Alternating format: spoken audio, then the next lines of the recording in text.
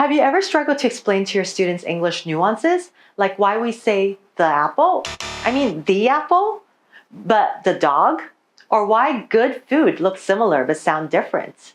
In this video, I'll share a few interesting tidbits about English pronunciation with you.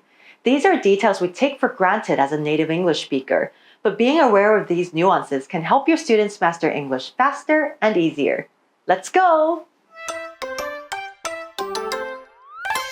Why do we say the book, the table, the dog, the cake?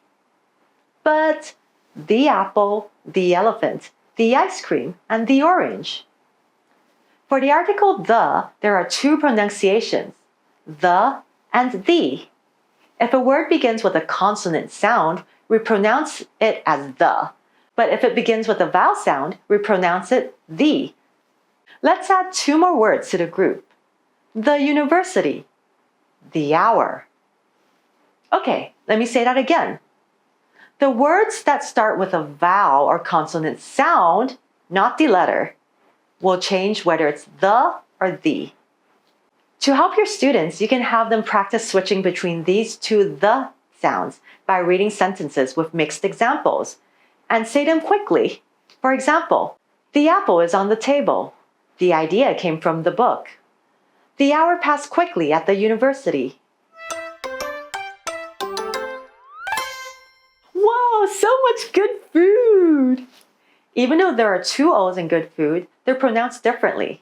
In olden times, these words were likely pronounced more similarly, but eventually words like good or would shifted towards a shorter vowel sound. Some English words have no consistent rule to explain it, like the above. When this happens, we can have learners learn the groups of words together to make it easier to remember. For example, food, mood, moon, pool, school, spoon. On the other side, we have good, would, hood, foot, book, and cook. We can also use visual aids to teach the differences between the long and short oo sound. For example, for the long sound, you can draw a stretched line to show the sound is longer. For example, moon. For the short sound, draw a short line or dot to show the sound is quick. For example, foot. Here are more fun activities you can do to reinforce learning and help your students remember. You can make the lesson engaging with interactive games and activities. For example, word sorting. Write the words with the short and long form on separate cards. Have students sort the cards into two groups. Odd one out. Give students 3 words, 2 with the same sound and 1 that's different. They must identify the odd one out.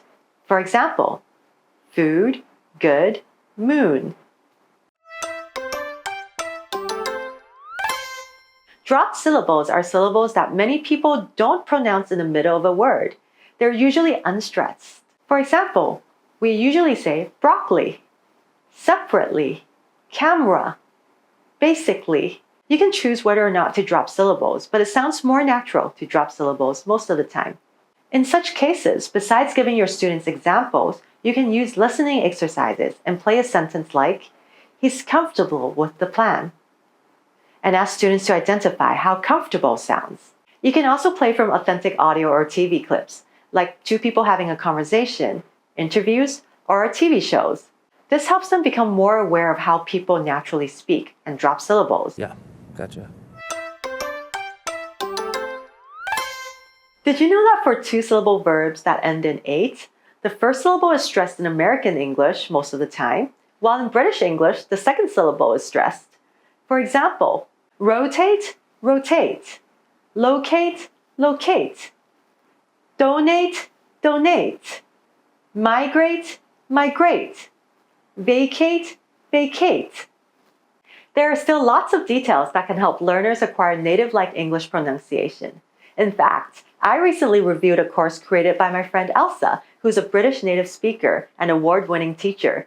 I found the course really fascinating and informative, and there were so many rules and tips she shared that not only helped learners speak native British English, but helped me as a teacher to know how to teach my students. Some of the rules I wasn't even aware of, to be honest. This course starts from the foundation of vowels, consonants, and syllables, and then focuses on the nuances of English language, like what we talked about earlier, and much, much more. If you're a non-native speaker, this course will help you sound more like a native English speaker by teaching you pronunciation nuances and helping you remember it through reinforcement exercises. And if you're a native teacher, this course will help you become aware of those rules that will really help your students to learn and refine their pronunciation.